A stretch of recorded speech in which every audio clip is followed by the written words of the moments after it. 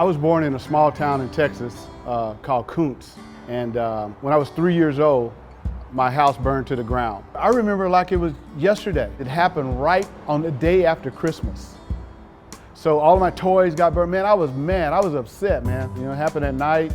You know, we barely got out and stuff, and all I had was some pajamas. My dad burned his arms from his hands all the way up to his elbows, and so we lost everything. After that, my parents said that all I ever said is, I want to be a fireman.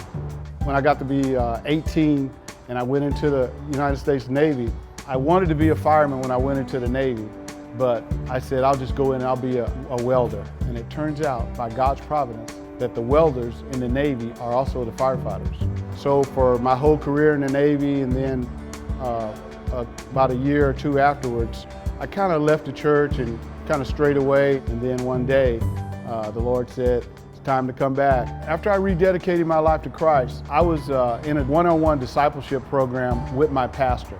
During one of those conversations right there with him, he just said, today we're going to be talking about tithing. And I'm like, tithing? What's tithing? He goes, that's why we're talking about it. And once he told me about that, I go, wow, I'm missing out, man. I got to start tithing. So from then on, I just started tithing.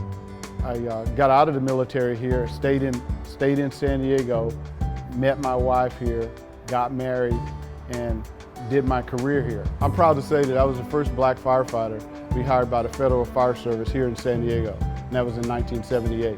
I've been blessed in all kinds of ways, not only financially. You know, I've been trapped inside of ships. I've fallen off buildings, I've fallen down through ceilings. I've come close to buying the farm quite a few times, but God has miraculously protected me through just being in the right place at the right time.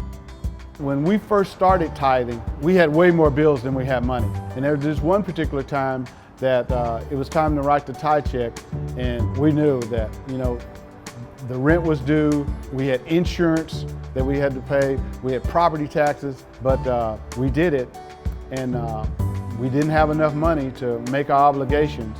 But that Monday, when I went out to the mailbox, there was a check in the mailbox with the exact amount that we needed to meet all of our obligations, plus, you know, food.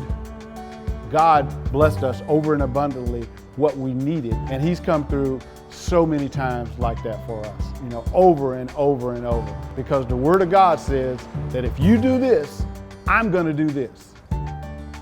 Why wouldn't you want to be blessed? I know I am. And like Forrest Gump says, that's all I got to say about that.